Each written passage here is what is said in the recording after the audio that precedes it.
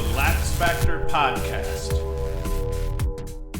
What is up, college lacrosse fans? Today, we have one thing and one thing only to talk about. We are going to talk about number 4, Syracuse, traveling down to Durham, North Carolina to take on number 2, Duke. Duke just recently, at least in the coaches poll, lost their number 1 spot to North Carolina. So they're going to be a little bit salty about that. And they're going to be a little bit salty about the fact that historically, Syracuse has owned Duke over the last 6 meetings. It's not really historically, but since 2014, Syracuse is 4-2 against Duke. 2019, Cuse won 9-8. Brendan Curry scored the game winner in that one. 2018, Syracuse beat Duke 15-14. And keep in mind, Cuse was only 8-7 that year, and Duke lost to Yale in the national championship. So it was not the best Syracuse team that still beat Duke 15-14. Jamie Trimboli scored the game winner in that one. 2017, Cuse wins 13-11. Jamie Trimboli comes up huge. And that one actually, was it 13-11 or was it 13-12? I'm going to have to check that. 2016, Duke gets the win. 2015, Cuse beat down Duke. And 2014, Duke beat down Cuse. It's one of those deals where it's gone back and forth over time. But over the last 3 seasons, Syracuse has edged Duke by a goal. And Jamie Trimboli scored 2 of those game winners. And Brendan Curry scored the other. Now let's kind of go through position by position and kind of try to compare and contrast these teams and see how they match up. If we're going to look at their attack units, the edge goes to Duke in this one. Duke boasting Michael Sowers on attack. He has 18 goals and 26 assists so far this season. Joe Robertson is 21-8, and Brennan O'Neill, the freshman, 22-5. Sowers is the twitchy, quick quarterback here, that he can sting you a zillion different ways, really kills people from X and from the wings for the most part, can feed, dodge. Obviously, kid can do everything. He's going to be problems. The question becomes, who does Cuse put on him? And the answer is, I have no idea. I don't think Syracuse has a defender that matches up well, not at least a close defender that matches up all that well with Sowers. A lot of people have talked about, do they bring Kennedy down from LSM after moving him to LSM with great success? I would say they probably don't. They're probably going to start with one of their 3 close defenders guarding Sowers, and they'll only bring Kennedy down if they're having problems. But the idea being, you can kind of let Sowers sting you a little bit as long as you can control the Duke midfield, the step-down shooters and the cutters in the Duke midfield, and the other 2 attackmen as well. But O'Neill, he's a bully dodger. I like Syracuse's chances against them. Syracuse was able to neutralize Matt Moore in that UVA game. So it's one of those deals where you're going to kind of have to pick your poison. Who's going to beat you? You know Sowers is going to beat you. So what you got to try to do is really clamp down on everybody else and make sure everybody isn't beating you all willy-nilly. And then don't front on Joe Robertson. Crafty veteran. He excels off ball, especially in transition. Running that point in transition, he's been deadly so far since he's been back. But he's also been a little bit more aggressive dodging, so Cuse is going to have to watch it. He's been kind of sneaky dodging, where if he sees there's no help, he's just going to run and try to run past his man from X. So the Duke attack, I think, definitely wins this battle overall if you're trying to compare the 2 units. Now, Cuse, though, Stephen Rafis, 12-13 so far. Chase Scanlon had a breakout game against Holy Cross on over the weekend. He's 14-6 now, thanks to that game. Owen Hiltz, the freshman, 13-10. Similar in makeup in terms of they have 2 veteran attack in Rafis and Scanlon, just like Duke does in Robertson and Sowers, but they both have freshmen that have played really well that are definitely competing for freshman of the year in the ACC. Now, the Cuse attack started out as a weakness in terms of the Army game. Their first game played terrible. Ever since then, they've really been leading this offense and playing really well and playing aggressive. Rafis has been playing like the All-American I was hoping that he would be. And then whether they need a goal, a feed, whatever, Rafis has been there to deliver, and he's been dodging really well, overall been playing great lacrosse. And in that 12-13 point spread, 50-50 points, you can't beat that. And I like Rafis in the matchups against the Duke defenders. He's been dodging well, and then even Hiltz And Scanlon, it kind of keeps the defense honest because if Rafis draws a slide, he's been hitting either Scanlon or Hiltz, and it's been really burning people. Duke doesn't have a true lockdown defender. They have one of the best defenders in the country in JT Giles-Harris, but he's not a lockdown defender. He's just a jack of all trades. He does everything well, but he's not really a master of anything. I would say he kind of excels in anchoring a D. He's kind of a quarterback of the defense in the same way that Sowers is a quarterback of the offense. But I don't think that the Duke defense, even though the Duke defense is definitely more formidable overall than the Syracuse defense, I don't think they're going to shut down the Syracuse attack or anything like that. Owen Hiltz, the freshman, he proved early that he's a serious goal-scoring threat, but in their last game against Holy Cross, did a bunch of dishing, so opening his game up a little bit is going to keep Duke guessing. And then Scanlon, his breakout game against Holy Cross. Now, the problem with Scanlon in this matchup is Duke plays really well off ball. So in order for Syracuse to open Scanlon up, they're going to have to win those one-on-one dodges. They're going to have to beat defenders to the cage, whether it be at the midfield or at attack. But Scanlon is not going to get nearly as many opportunities as he did against Holy Cross. So Scanlon is going to have to be extremely efficient in his scoring on this day. Edge, Duke on attack. Midfield, edge, Syracuse. Cuse has the best first-line midfield in the country. Everybody knows that. So even Duke's first line, who's very capable, they don't have three legitimate All-Americans. You could pick them. You can make any one of these three Syracuse midfielders a first-team All-American, and it would be absolutely legit. Brendan Curry is 7-8 so far. Dordevic's 12-1. Jamie Trimboli 8-1. And even better for these guys, they have not been called upon to lead the offense in the last couple of games. Dordevic tore it up against Army, and then against UVA, the midfielders, they ran that invert where they had Curry inverting quite a bit, and he had a huge game. So depending on the matchups, these midfielders, they can kind of just say, hey, if our attack can't handle it, we're going to step up and we're going to play. I expect to see that in this game too, though, because the Duke defense is good enough to kind of handle and not get totally burned by the Syracuse attack, especially because we only have one true Dodger down there. I expect to see a little bit of what we did against Virginia, where we were inverting some attackmen or some midfielders. I expect to see Curry on the first line inverting a little bit. Expect to see Dordevic maybe invert or dodge from the wings a little bit. And then Siebold on that second line, I would assume that he's probably going to see some time at X trying to beat defenders there as well. And depending on how the short stick matchups go, one of the Cuse midfielders is surely going to be short sticked at least. They'll probably put a pole on or a short stick on one of the attackmen as well.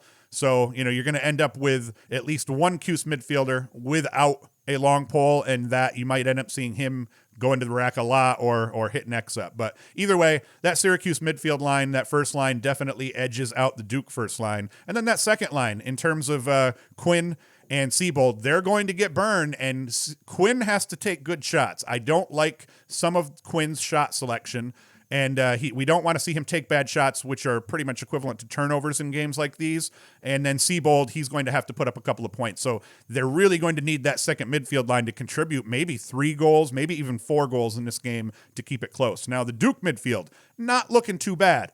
Nakai Montgomery has been playing incredible lacrosse the last couple of games, 10-12 overall. Owen Caputo, 9-3. Sean Lowry, 7-1. Dyson Williams, 10-1. Aiden Denenza, 3-5. You name it, they can just kind of fill the roles. I don't know exactly who plays on the first line all the time, but I presume Montgomery, Caputo, Lowry, and Williams, and then Denenza a little bit will be kind of in that rotation. They lost Badur to an injury, so he was the one that I was really afraid of because that guy can sting you on the run. The rest of these Duke guys are just good cutters, great step-down shooters. None of them are going to burn you on the dodge terrible outside of maybe Montgomery. Caputo, he can too, but I like the Cuse defense, the short stick D mid matchups, and as long as Kennedy can stay up at midfield, at the defensive midfield, I like Cuse against that Duke midfield. But watch out for Montgomery. Watch out for the Duke midfielders as step down shooters and as cutters because they'll burn you that way.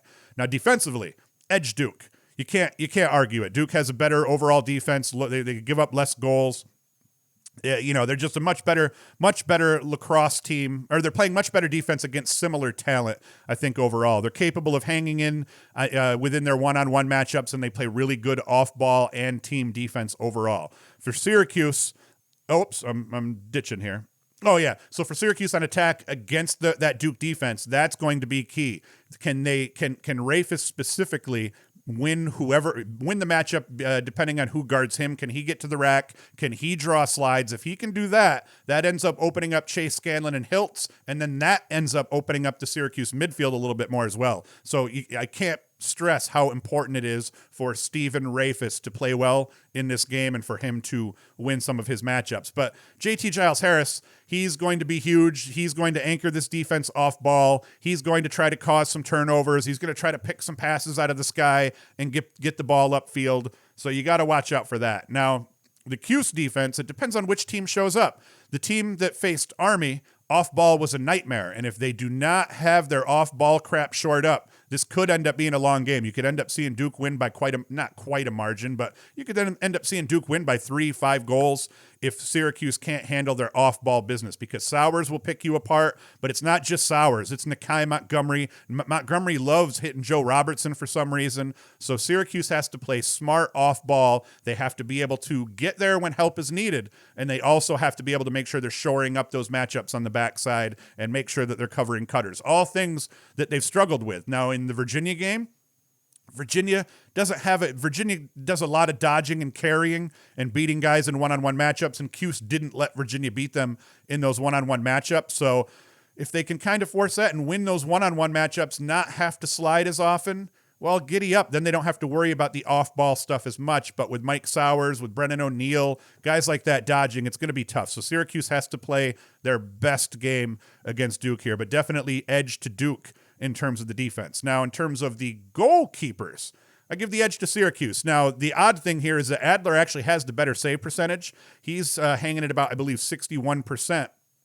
But Porter has been more consistent outside of that Army game. Porter had a rough outing against Army, and that really lowers his save percentage overall because Army put up a bunch of shots and a bunch of goals on him, and he did not make a whole lot of saves. But since then, the last 4 games, he's been above 60% in every single game. Adler, similarly, struggled badly against Denver, ended up getting benched, ended up earning his starting spot back, and he's played well in almost every game since. He's been above 60% more often than not. He's even had an 80% game. I think the only game he struggled in recently was against Air Force. Still a win for Duke, though. And other than that, he's played well, especially their last 3 games. He's had solid outings. So I still give the edge a little bit to Porter. He's played in the ACC now for a longer period of time. He's played in these big games before, and he's won in these big games before. So I give him a slight edge, but make no mistake, Adler is capable of standing on his head and winning a game. And that could end up being the key here.